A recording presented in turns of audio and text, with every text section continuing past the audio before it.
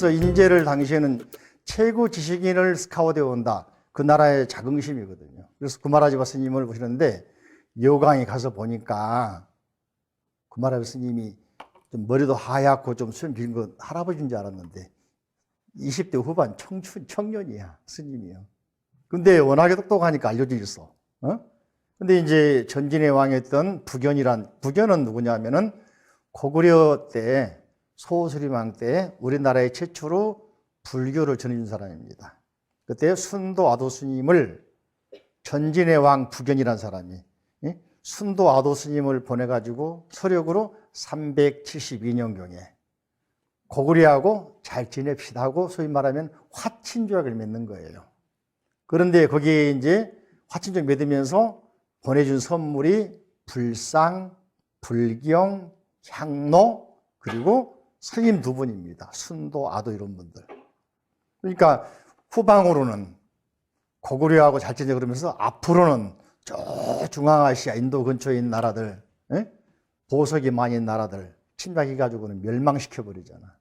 그러다가 이제 지금으로 말하면 흑룡강성 합비라는 곳인데 거기서 작전 실패해서 나라가 망해버려. 장군 5만 대군 보내놓고 중앙아시아 정복해서 수레로 3,000대가 되는 수레만큼 보석을 뺏어가지고 오다가 전지 장전 실패를 해가지고 왕이 죽어버려.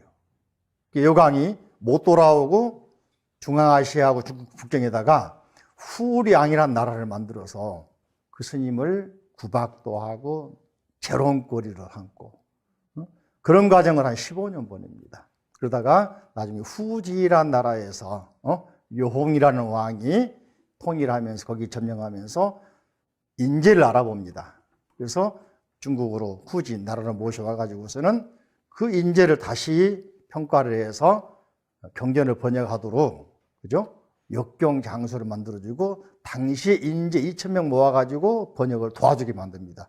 그때 번역한 경전들이 대장경 대부분이 인도말에서 한문으로 대량 번역되는 거예요. 이걸 구역 그럽니다. 지금 그때 번역된 명번역기 우리가 알고 있는 금강경, 법화경, 또는 아미타경, 유마경, 대승경전의 많은 경전들이 구마라지바 스님이 번역을 대부분 해놓습니다. 물론 그 전에 있었지만은 모아가지고 체계적으로 다 해놓는데 그분이 번역한 경전이 요즘 말로 하면 베스트셀러, 스테디셀러란 말이지. 특히 금강경 알고 있는 약이 뭡니까? 약이 색교나 이음송고와 시인행사도 불능견열애 그죠? 범소유상, 계시허망, 약견, 재상, 비상, 죽견열애, 응무소주, 이생기심 그죠? 다 누구 번역이라고? 구마라지바.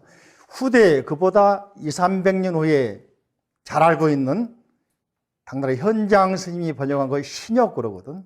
근데 우리에게는 현장 스님이 번역된 금강경도 있는데 반야신경은 현장 스님이 번역한 겁니다. 우리가 외우고 있는 것들은.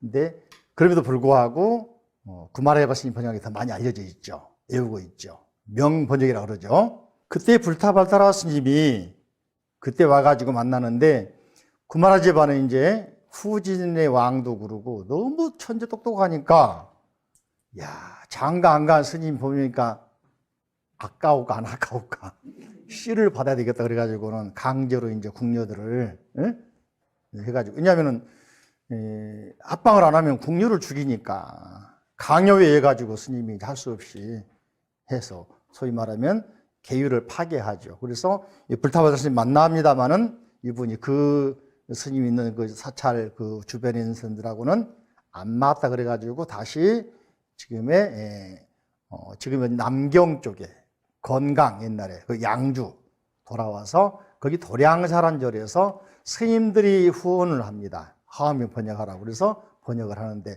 그런 과정에서 이제 대부분 인도로 온 스님들이나 실크로드 루트가 대부분이 육로로 천산산맥 남쪽, 북쪽, 남로, 북로 이용하는데 불타와사 스님은 바다로 옵니다. 인도에서 미얀마 거쳐가지고 저 광주 쪽으로 들어와서 바다로 들어옵니다. 그런 과정에서 수많은 고난이 있었겠죠. 요 스님이 배를 타고 중국에 들어온 데는 몇 가지 기적 같은 일이라고 그래요. 쉽게 말하면은 순풍이 불어서 가축 일행들이 출발하자는 스님은 못 가게 막습니다. 그 순풍이 아니고 다시 내가 천문을 보니까 역풍이 불 그런 구름이야. 근데 이제 순풍이 부니까 사람들이 막 떠난단 말이지, 그죠? 한참 있으니까 반대로 역풍 불어가지고 다시 다 돌아오는 거야. 그래서 이렇게 천문에도 능한 스님이고, 또 이제 이분이 상당히 중국말에도 능한 분이고, 그래서 물론 혼자 한 건 아닙니다. 번역을 할 때는 반드시 읽어주는 사람, 듣고서 직역하는 사람, 의역하는 사람, 다시 검토하는 사람, 이분이 최종 승인자거든. 총감독. 그래서 60권 하암경이 번역이 되면서 우리에게 이렇게 멋진 하암경이 전달되는데, 이걸 이제 우리는 자장 스님 같은 경우는 알지, 의상 스님 효과 가지고는 60권 배워옵니다. 그죠? 그러다가 이제 옆에 있는 31쪽 보시면은 80권, 39품, 80권 하암경, 이거는 실찬안타 스님, 식샤안타 그러는데 번역하면 학현이라고 그래요. 또는 희학 그러기도 하고, 희학, 기쁠 희자, 배울 학자, 기쁘게 배우는 분이라 말도 하겠는데, 이분이 이제 측천무의 요청으로 이분을 모셔옵니다. 측천무가 이제 여러 가지 평가가 있어요. 측천무가 희대의 악녀다, 요녀다, 중국의 3대 여자 가운데, 여걸 가운데 하나다 평가되어 있는데, 실제로 이제 악녀란 말 평가받는 것은 자기가 이제 아들, 딸을 직접 죽여요.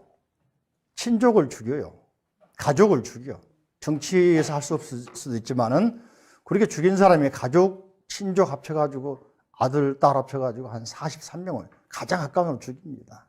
그리고 또 대신들, 자기를 반대하거나 또는 뒤에서 자기 아들을 태자하고 쑥덕쑥덕하거나 반란 음모가 생각하는 사람 전부 다 잡아다가 죽인 그런 사람들이 한 100명 됩니다. 거의 90몇 명이라고 그럽니다. 그러니까 측천무가 정치하는데 당나라가 이루어진 지 얼마 안 될 때거든요.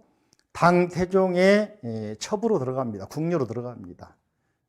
16살에 들어가거든요. 그런데 성을 못 입고 측천무가 당 태종 이세민이 죽으니까 50몇 세에 죽어버리거든요.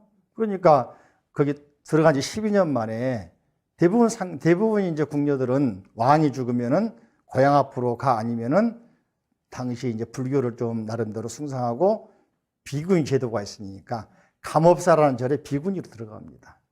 근데 이제 그러던 찰나에 이세민의 아들이었던 큰아들은 유약하고 여러 가지 사건이 있어가지고 왕을 안 만들어주고 둘째 이치라고 당 고종을 왕을 만들어줍니다. 근데 그 사람이 이세민이 마지막 당 태종이 아플 때 아마 측천무가 시중을 들었던가 봐. 근데 젊고 이쁘 똑똑하니까 눈에 좀 들었겠지, 그죠? 근데 감업사 절에 들어가 있을 때 자꾸 편지를 보냅니다.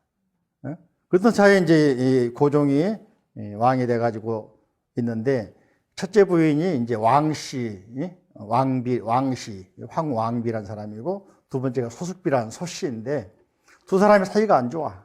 그 중에 이제 왕씨는 아들이 없어, 딸도 없어, 애가 없어. 둘째 이제 소숙비라는 사람이 아들 하나, 딸 하나가 있는데, 보니까 둘째 왕비가 난 아들이 되게 유하겠잖아, 그죠?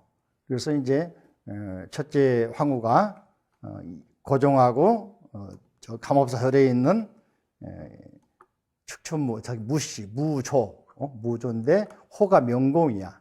하늘에는 뭐가 있다 하더라? 태양이 있고 달이 있고, 명자가 태양하고 달이 있잖아요. 하늘. 그래서 명공이거든. 편지를 보내니까 알고서는 데려와 버려라. 근데 사실은 어머니잖아, 그죠? 학렬로 말하면은 데려와라 해가지고는 데려와서 세컨드, 서드, 세 번째 왕비로 만들어줍니다. 그럼 이제 왕씨, 첫 번째 왕비하고 두 번째 왕비 사이에 사이가 안 좋으니까 자기 편을 만들려고 한 거거든. 그래서 이제 둘이 작당해 가지고 1년 만에 소숙비를 내쫓아서 가둬버립니다. 그러던 차에 또 이제 축천무가 또 야심이 똑똑하니까 왕비 되고 싶을까 안 되고 싶을까? 퍼스트 되고 싶겠다, 그지? 그래가지고는 자기가 낳은 딸을, 첫 번째 왕비가 애가 없으니까 딸 그렇게 낳는데 귀여워 이뻐해. 한번 초대해가지고서는 미리 죽여놓고 침대에 앉으라고 했는데 갑자기 춘무가 울어. 우니까 황제가 뛰어보니까는 그 아래에 딸이 눌려 죽어 있거든. 그래서 이제 첫째 왕비도 가둬서 이제 보내버리고 자기가 포스트가 됩니다. 그러면서 이제 황실을 장악하기 시작하면서 나중에는 뭡니까? 당나라를 좌지우지하죠.